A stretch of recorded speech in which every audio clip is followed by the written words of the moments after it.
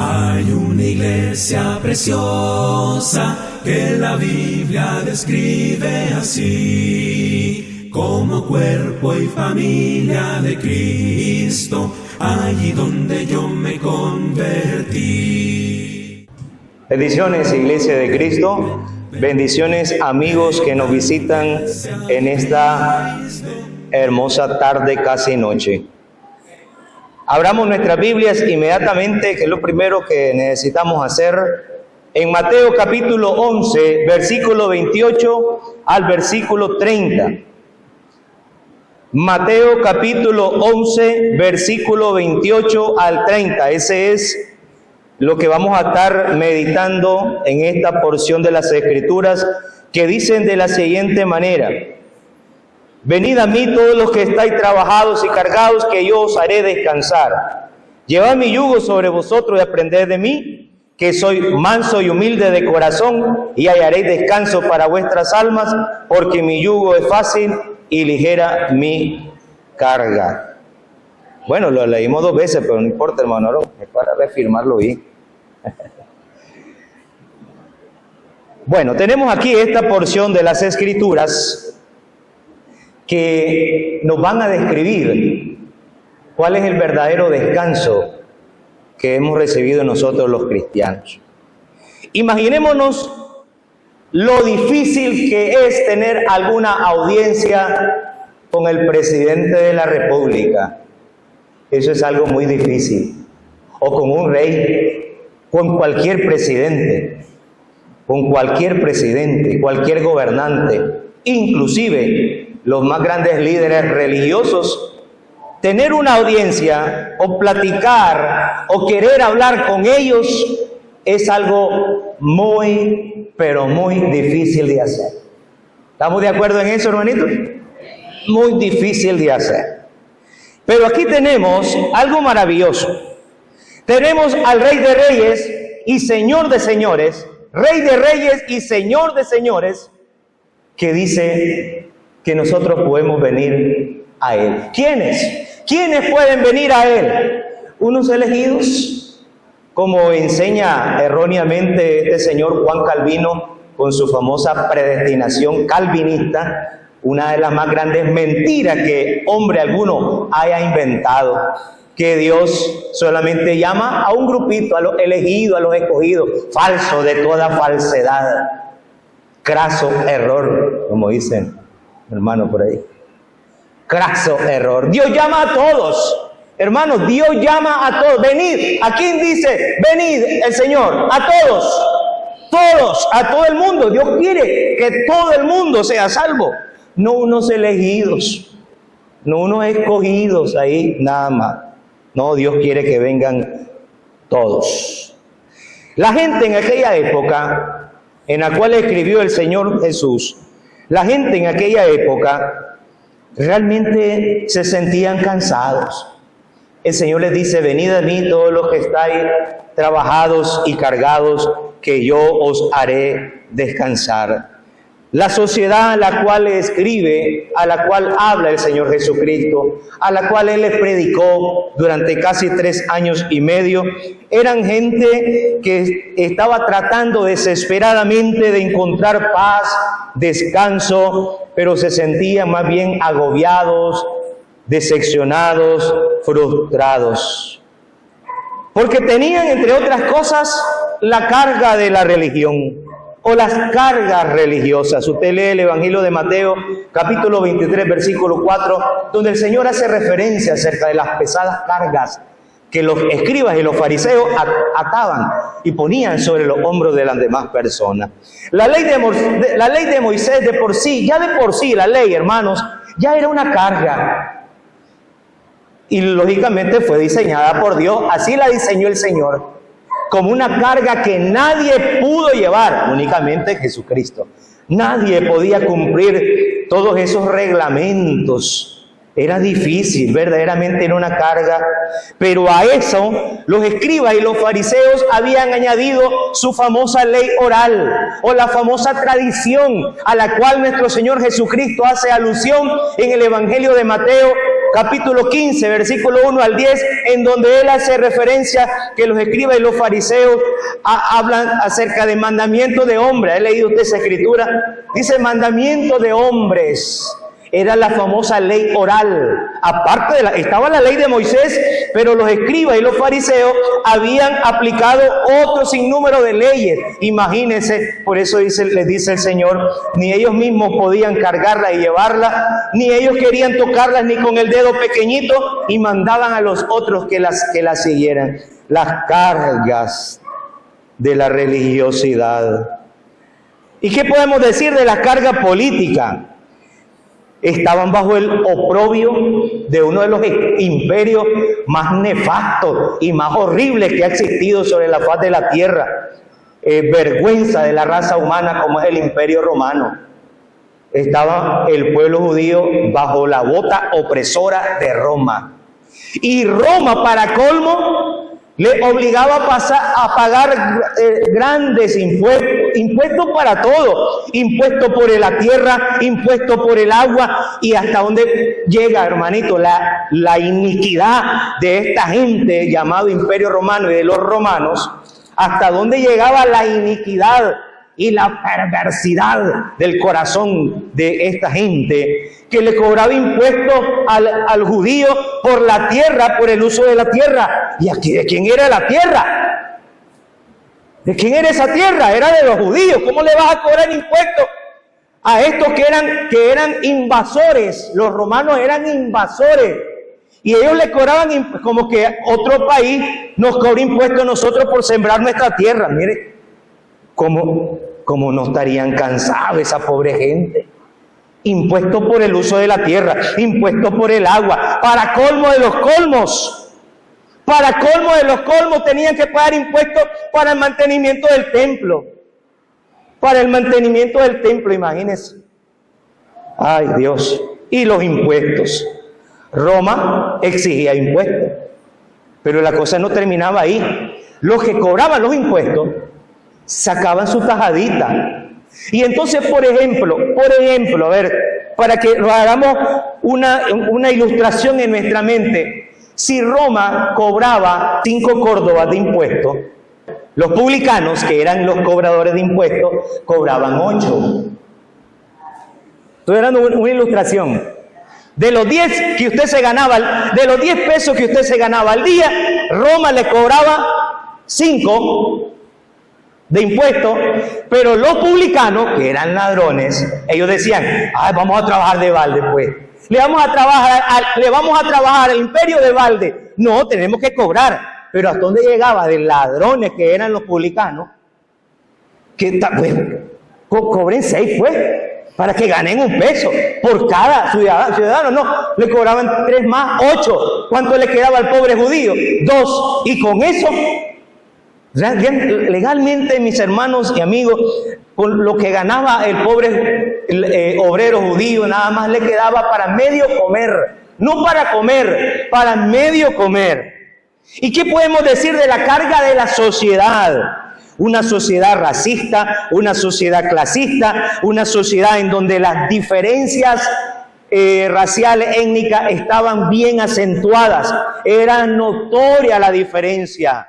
Judíos y gentiles, libres y esclavos, sumo sacerdote, escriba, saduceo, fariseo, escriba, y así iba el pueblo hasta aquellos que eran los desgastados, que eran la lacra de la sociedad, y disculpen la expresión, que así era en esa época.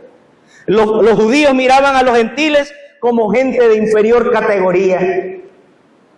Todo esto, hermanito, todo esto nos ayuda a poder entender por qué nuestro Señor Jesucristo hasta llegó a llorar, hermanito, cuando miró a aquella gente que andaba como pastor, angustiado y afligido y no sabían hacia dónde. Y entonces ahí el Señor aprovecha para decirle, venid a mí todos los que estáis trabajados y cargados, que yo os haré descansar. Y eso es lo que vamos a hablar ahora en lo siguiente. La siguiente imagen, la siguiente La siguiente, ahí. Vamos a estar hablando, ¿a qué se refiere? ¿Cómo es eso de que el Señor nos hace descansar? Cuando yo leía por primera vez ese versículo, dice al comienzo, el Señor nos llama para que descansemos, pero luego usted lee el siguiente versículo y se encuentra con algo contradictorio. Dice que nos va a poner el yugo. Hombre, ¿cómo es eso? Yo, para serle sincero, cuando leí ese pasaje lo busqué en varias versiones de la Biblia, para leerlo a ver si era así. Ya por último, después de leerlo en varias versiones de la Biblia, dije, ¿será que yo estoy leyendo mal? ¿Será que no sé leer? Porque el texto dice que el Señor nos manda, nos llama para que descansemos, y nos dice que cuando vengamos a Él nos va a poner un yugo. ¿Y qué cosa es eso? Volvamos a la imagen anterior, mi hermano. Ahí, ese es el yugo. ¿Lo pueden ver ustedes ahí, hermano? ¿Usted cree que ese yugo es agradable para el pobre animal que va jalando? ¿De qué trata el yugo, mis hermanos? Trata de trabajo. Y no un simple trabajo. Imagínense ese pobre animal cuando ya cansado, y para colmo el campesino tiene un chuzo. ¿Saben qué es el chuzo? Es un palo con la punta afilada y los hinca para que avance. Y trabajando en medio del sol. Hermano, al comienzo yo no entendí esto. ¿Cómo es eso?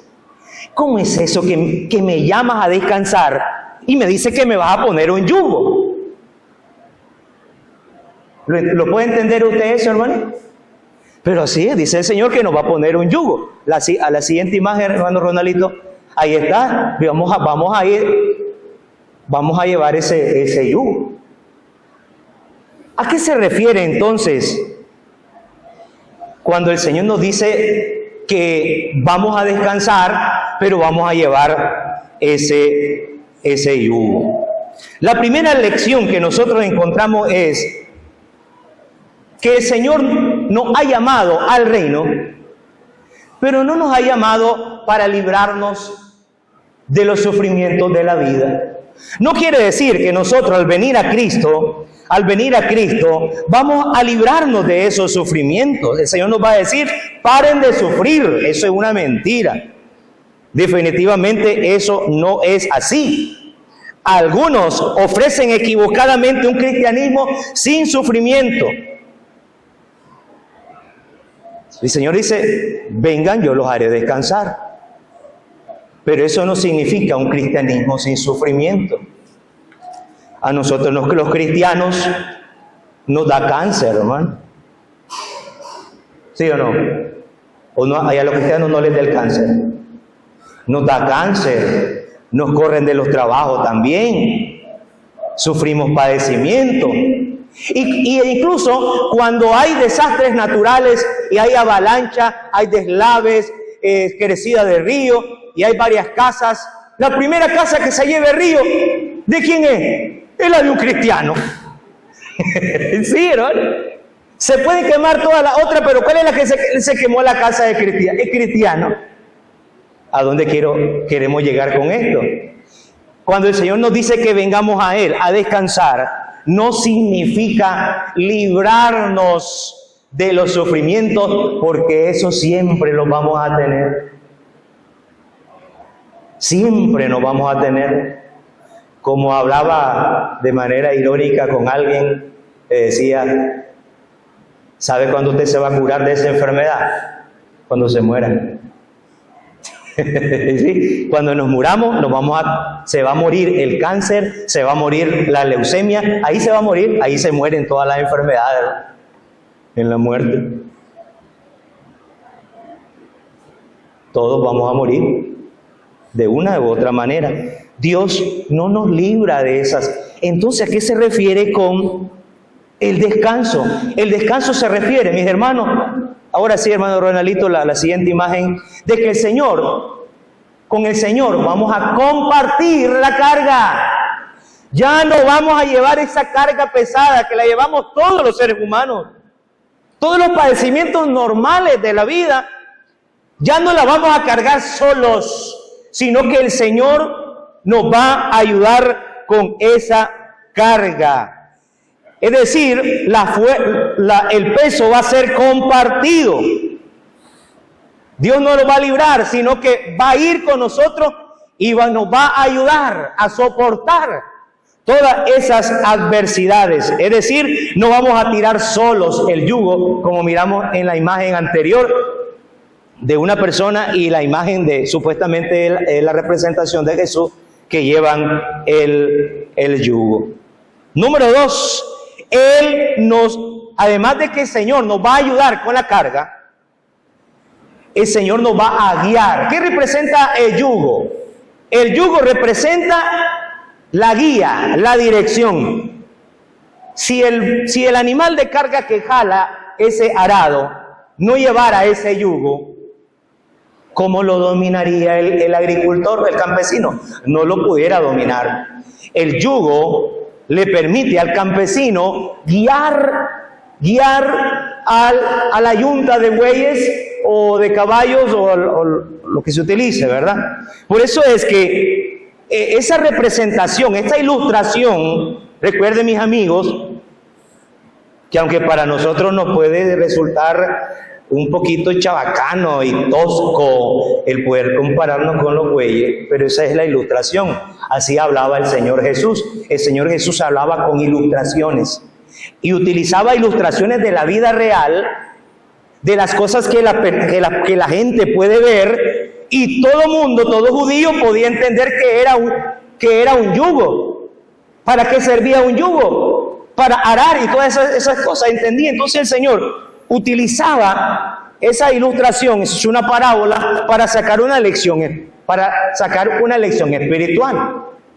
Entonces, esa es la ilustración. Pues si acaso alguien lo ve como inadecuado, que el Señor nos esté comparando con un animal de carga. Lo que representa es que el Señor nos va a guiar. Cuando acudamos a Jesús, Él nos va a enseñar qué decisiones vamos a tomar.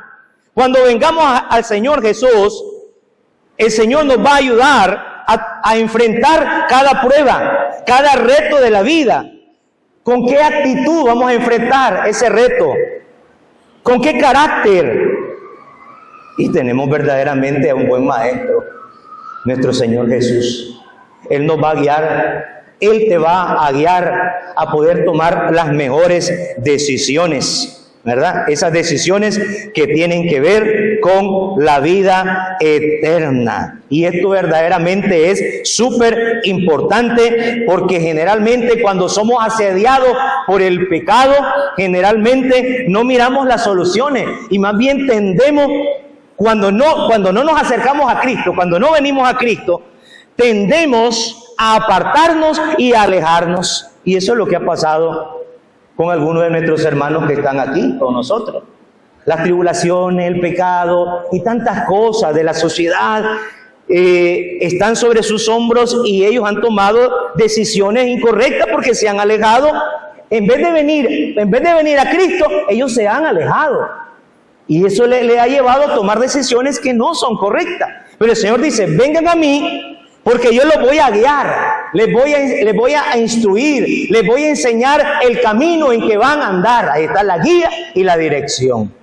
Entonces, cuando la Biblia habla que vamos a venir a Él y Él nos va a hacer descansar, que vamos a llevar ese yugo, significa que vamos a compartir la carga. Número 2, que el Señor nos va a dar guía y dirección. Número 3, que hará que sea fácil. La palabra fácil ahí significa literalmente que se ajusta bien. Pensamos algunos que Jesús habla con mucho conocimiento porque su padre era carpintero.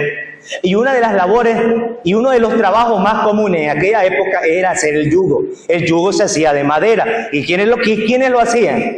Los carpinteros.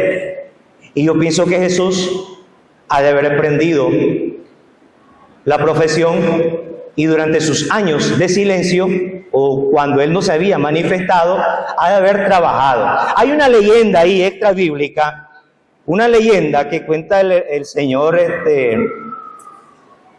se me fue el escritor, que que cuenta de que, que Jesús tenía su taller de carpintería y en la entrada de su taller tenía una imagen de un yugo y decía: mis yugos te quedarán bien. Porque esa era la forma como se elaboraban los yugos. Usted llevaba a los bueyes, el carpintero le tomaba medida y comenzaba a sacarle al pedazo de madera para podérselo ajustar en el cuello. Y entonces hacía el trabajo y se lo ponía, y si no le entraba, el carpintero se lo volvía a quitar y le comenzaba a ponernos la primera ilustración. Ahí, al ponérselo sobre el cuello, los animales tienen diferentes tamaños. Así como nosotros usamos zapatos, yo utilizo un número grande. ¿Cómo cree que me va a quedar el zapato de mi hermano Borjito? ¿Ya? Hay que buscar a la medida. Entonces, el agricultor llevaba a sus animales al carpintero para que le tomara las medidas y se lo ajustara bien. De tal manera que cuando ese yugo se ajustaba bien sobre la nuca o la testa del animal, eso le iba a permitir que el buey jalara y no le causara, no se lastimara. O sea, pudiera realizar su trabajo sin sufrimiento, porque le ajustaba bien. Le quedaba como zapato viejo. Qué ricos que son los zapatos viejos, hermano. Cuando usted compra un zapato nuevo y usted, aunque ese zapato sea su número correcto, usted lo siente raro. ¿Sí o no? Porque no hay como el zapato viejo. Usted camina y camina y no se rinde. Pero el zapato nuevo, aunque es de tu número, pasan 2 o 3 días cuando tú lo comienzas a moldar y a suavizar. La vida cristiana, mis amados hermanos y amigos, precisamente se compara con llevar ese yugo. No es difícil, es fácil. El mundo, el diablo, nuestro adversario, le ha hecho creer a la sociedad que ser cristiano es difícil. Y es al revés. Ser cristiano es la vida más fácil de llevar. Es una vida de bendición, es una vida de paz, una vida de gozo, a diferencia del que peca y vive en el pecado. Es una vida de carga y de sufrimiento y de padecimiento. O sea, es complicado pecar. Imagínense la persona que toma licor y cuánto vemos nosotros en las calles que andan tirados ahí pidiendo un peso, y qué vida más horrible. O sea, ¿qué es más fácil? ¿Ser cristiano o vivir así? ¿Qué es más fácil?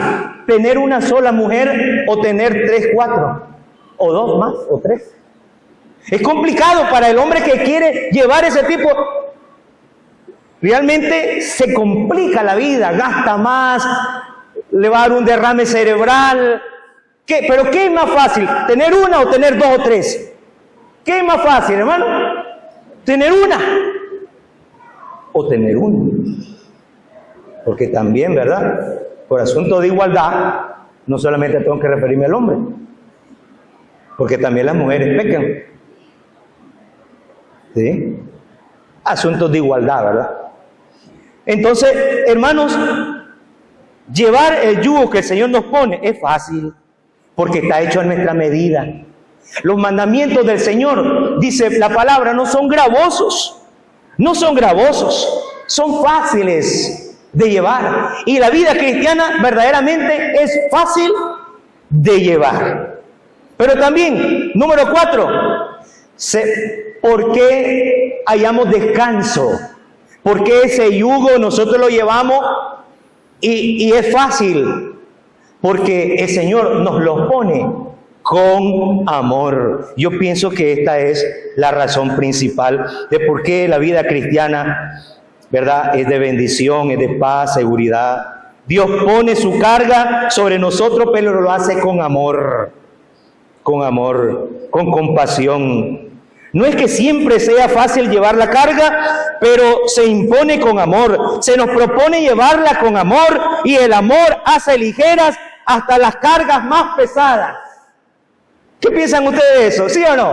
¿Verdadero o falso? Verdadero. Con amor, hermanito, el que esté enamorado. Como dice la canción de Joan Sebastián, dice: cruzaré mares y ríos por verte encontrar. Cruzaré mares y ríos y te vas a mojar. Y al regreso, si no hay bus, me vengo a pie. ¡Wow! Es que lo que se pone con amor, lo que se hace con amor, hermano, no es una carga. Para nosotros ser cristianos no es una carga. Porque se nos impuso con amor, se nos puso con amor. De aquel que dice que ama de tal manera al mundo, que ha dado a su Hijo unigénito y dio su vida por amor por nosotros. Y nos ha puesto esa palabra sobre nuestro cuello. Y entonces nosotros también amamos al Señor. Y por eso le servimos. Y no nos cuesta. Bueno, para el verdadero cristiano, ¿verdad?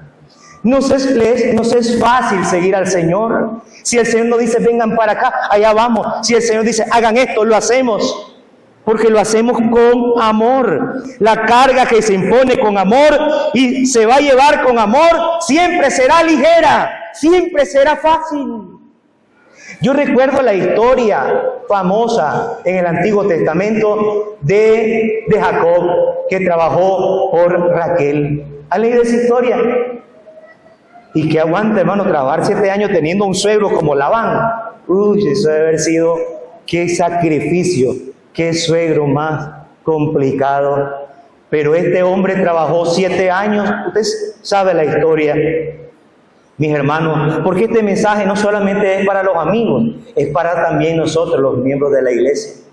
Y entonces este hombre trabajó 7 años, pero cuando le tocaba dice, ya es mi hora. Ya es mi hora de que me des mi mujer para poder llegarme a ella. He trabajado 7 años. Y entonces el suegro le hizo una jugarreta, le dice, lo siento mucho, aquí primero se da la mayor, y la mayor es la otra, va a trabajar otros 7 años. Aquel hombre trabajó, y al final obtuvo lo que quería, pero trabajó todos esos años, dice la palabra del Señor, porque eso está en Génesis 29:20. Y trabajó, dice Jacob, 7 años por Raquel, y le parecieron como poco tiempo. 7 años para jalar, hermano. 7 años de novio. Pero no la conoció. Tuvo que trabajar otros 7 años. 14 años. Pero le parecieron como poco tiempo. Trabajando como burro. Con ese suegro que lo hacía trabajar. Pero es que lo hacía por amor. Dice, le parecieron como pocos años. Porque la amaba. ¿Usted ama a Cristo, mi hermano? ¿Para usted es una carga difícil de llevar el cristianismo? No, no es difícil, es fácil, porque se nos puso con amor. O bueno, no importa, se nos impuso pero fue con amor. Y es que así es. ¿Qué mujer no se sujetaría a un esposo amoroso, cariñoso, amable, atento? ¿Quién? Ninguna. ¿O qué hombre no se sujeta? Pues se le viene sujetado lo uno por efecto de igualdad.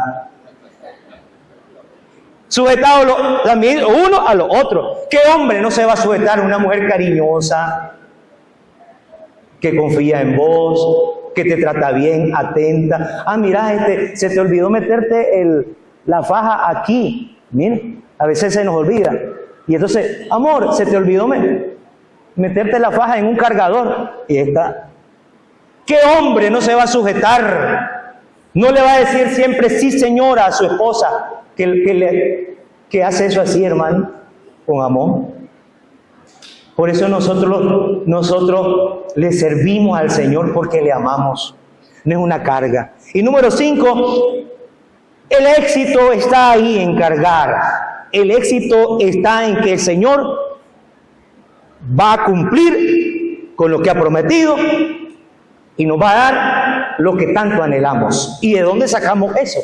A ver, ¿para qué ara el buey? Perdón, el campesino con la yunta de bueyes. ¿Para qué ara? ¿Con qué mentalidad? ¿Con qué perspectiva lo hace? ¿Qué quiere obtener él después de tanto trabajo? ¿Qué quiere obtener él? Fruto. Quiere decir que cuando nosotros venimos a Cristo, cuando nosotros atendemos el llamado del Señor que nos dice y venimos a Él, Él nos asegura que lo que nos ha prometido dar, nos lo va a dar. Quiere decir que cuando nosotros llevamos ese yugo, es decir, cuando somos obedientes a sus consejos, a sus mandatos, a todo lo que Él nos instruya, Él nos va a llevar directamente al éxito. Dice: ninguno que pone su mirada en el arado de volver atrás. No es atrás, es hacia adelante, mirar hacia adelante. Hay seguridad. Pero si usted, mi amado hermano, se ha apartado de la comunión, o usted, mi amado amigo, estás lejos de Él, no hay seguridad de que puedas obtener el galardón. Hay que venir a Él. Hay que venir a Él.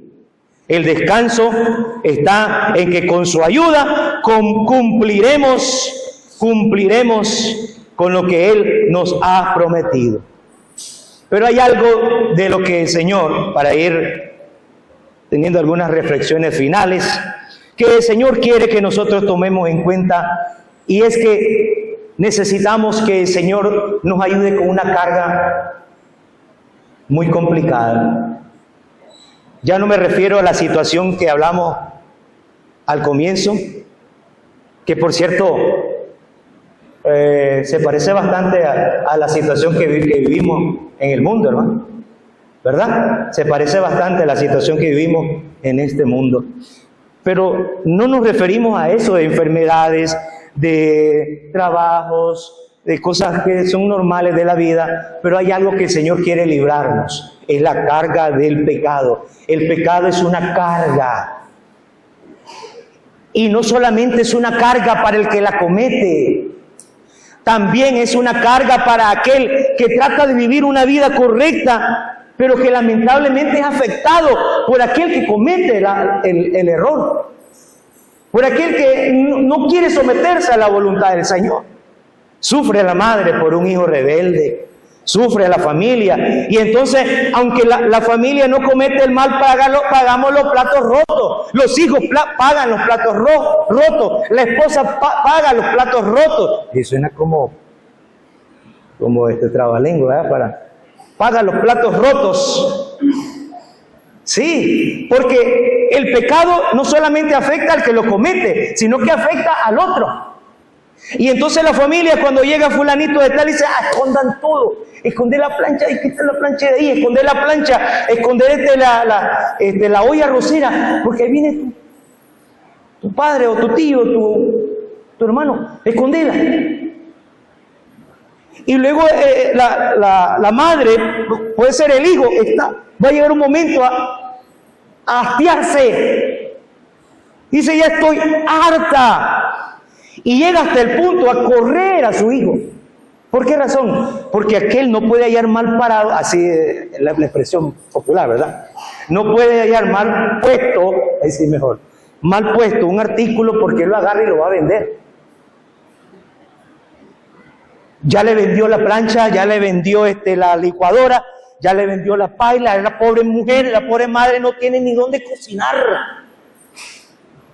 Suena así como algo gracioso, sí, algo gracioso, pero al mismo tiempo una desgracia de este planeta Tierra y de tanta gente que no quiere venir a Cristo y quiere vivir así. Afecta, entonces, es una carga pesada para aquella madre o para aquella esposa que sabe que su marido es un sinvergüenza. Una carga y sufrimiento y padecimiento. Lleva la carga el que la comete y afecta a otros. Y se harta la persona que vive así. Como se llegó a hartar Josué, menciona igual. Cuando se llegó a hartar Samuel del pueblo, en ese pasaje famoso, que a veces lo aplicamos para otras cosas, dice Josué 24:15, ya lo saben de memoria, ¿verdad? ¿Qué dice Josué 24:15? yo en mi casa serviremos a Jehová, dice, pero ustedes cogen ese pasaje es la expresión de un hombre que era un buen líder, era un buen hombre. Josué era un buen hombre, pero ya estaba harto. Ayúdenme a decir, harto de un pueblo idólatra. Le dice, decídanse ustedes hoy a quién van a servir. A veces aplicamos ese pasaje para otras cosas que, bueno, puede ser. Pero legalmente ese pasaje es la expresión de lo que cansa el pecado, que afecta al que lo comete y afecta a otro que no lo comete. Dice, vean ustedes a quién van a servir. Ya es demasiado, ya me tienen harto ustedes. Yo en mi casa vamos a servir a Jehová. Ya vean ustedes qué hacen. Yo ya me voy. Igualito como la madre que le cierra la puerta, aunque su corazón esté destrozada, pero lo tiene que hacer, porque ya no siquiera tiene ni dónde cocinar. Lo tiene que hacer porque está harta o está harto. Pero ¿cuál es el asunto? El Señor dice, vengan entonces, yo los voy a hacer descansar. Yo les voy a perdonar, los voy a transformar, los voy a renovar. Y ese es precisamente el llamado que el Señor nos hace en esta noche. A que vengamos a Él y Él nos va a ayudar a librarnos de esa carga de pecado, de esa vida que es angustiosa, es difícil sufrir y hacer sufrir a otro, pero que Dios quiere ayudarnos a que ya no sea una vida de angustia y aflicciones. Te va a dar un derrame cerebral, ya padeces estrés, ansiedad, es la enfermedad moderna. Ahora hasta los jóvenes padecen de ansiedad. Es increíble, los jóvenes padecen de ansiedad. Qué terrible eso. Hay que venir a Cristo. Hay una última ilustración, Ronaldito. Es una imagen para que podamos reafirmar lo que hemos estado aprendiendo. Es esa imagen de ese niño. Se puede apreciar lo que está cargando él. Otro niño. Esa foto fue tomada en 1945 en Nagasaki. Nagasaki es una ciudad japonesa que fue bombardeada, ¿verdad? ¿Por quién? No interesa ahorita y no es importante. Y entonces ese niño carga sobre sus hombros a otro niño que es su hermano. Es su hermanito. Está esperando el turno para ser cremado, porque eran tantos los muertos que ya lo único lo iban apilando y quemando. Y entonces el señor que tomó esa foto, George O'Donnell, un gringo, un norteamericano, dice y cuenta que él está firme, está apretando porque él quería llorar, pero se apretaba los labios fuertemente. El guardia que estaba esperando, cremando a las personas, le llegó el turno al niño y le dijo, hey, trae esa carga, trae la carga que tienes ahí, ¿no estás cansado de llevar esa carga?, le dijo el guardia, el soldado, al niño. Y el niño le respondió, Señor, no es una carga, es mi hermano. Ella estaba, mire, firme. No es una carga. Hermano, amigo, el ser cristiano, el ser hijo de Dios, no es una carga. No es algo que se lleva por obligación, por miedo, porque ni modo. No, es algo que se lleva por amor. Lo que llevamos es algo preciado. Lo que llevamos sobre nuestros hombros es algo verdaderamente valioso. Es la salvación en Jesucristo. Son las promesas de Dios, son las palabras de Cristo, son sus consejos, son sus mandamientos. Es lo que llevamos sobre nuestro hombro y la cargamos. Y no es verdaderamente algo que nos causa mal, sino que todo lo contrario, es una bendición, es para nuestro bien. Y lo hacemos porque le amamos. Si usted en esta noche, apreciado hermano, quiere venir a Cristo y quiere llevar esa carga, quiere llevar ese yugo, lo puede hacer hoy. Y ya sabe, que el final es la vida eterna. Si hay de nosotros algún amigo que quiera ser bautizado para el perdón de sus pecados, puede hacerlo hoy. También venga Cristo y llevará una vida de bendición, de gozo, de felicidad, de paz, porque tendrás a alguien que te va a ayudar, que va a compartir la carga, que te va a guiar, que te va a fortalecer, que te va a bendecir. Va a bendecir tu vida. Dios bendiga su palabra. Amén. Gracias, hermanito.